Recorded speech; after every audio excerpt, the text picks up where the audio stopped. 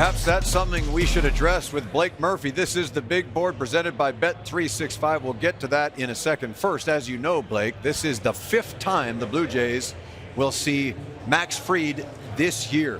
What are you expecting to see? Something a little similar to Kevin Gausman yesterday, which is, yeah, a team can see you a bunch, but when you are an ace-level pitcher, you can mix it up. You can give teams a different look, and Max Fried did that down the stretch. He did that the last time the Blue Jays saw him. This is especially for right-handed hitters. A story of his success early in the year had been a cutter that he had in his bag before but had never really thrown that much.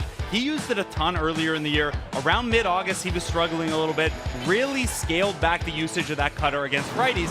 And what he's trying to do with that is put 6 different pitches in the head of right-handed hitters. This is a guy who actually has reverse platoon splits, meaning righties have an even tougher time against him than lefties do. And that's in large part because he's throwing 5 different pitches about 15% of the time, and then a 6th one that you got to worry about as well. If you are the Blue Jays, you're okay with that to some extent because you haven't hit lefty cutters particularly well this year, but you also haven't hit lefty sinkers that well. The changeup is the pitch the Blue Jays have had some success against that Max Fried is throwing more. Nothing easy against a guy like this, but you hope, Jamie, with 6 pitches, having seen him so much lately does help a little bit. So he's kind of like a left-handed Daisuke Matsuzaka. Now, John Schneider today finally admitted that, yes, he thought the 5 days off for the Blue Jays was very good for them. Did it impact some bullpen arms? It certainly did. You just heard Arden, Ben, and Shai talking about the velocity from a couple of those relievers. The big number being Louis Varland's 100.7.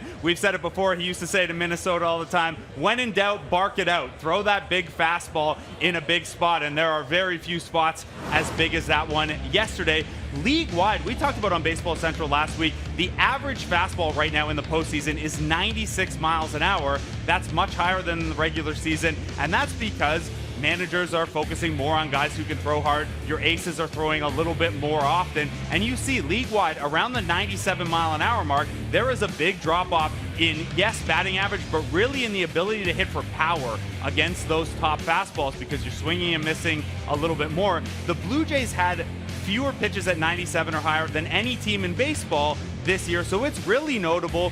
Ben Nicholson-Smith's point about Jeff Hoffman's velocity being up, the highest it's been since the middle of August. That was true for his splitter as well. Hoffman got through some stuff in September, throwing 94, throwing with the splitter a little slower, but Jeff Hoffman's at his best when that fastball's touching 97, when that splitter's touching 90. That was really good to see.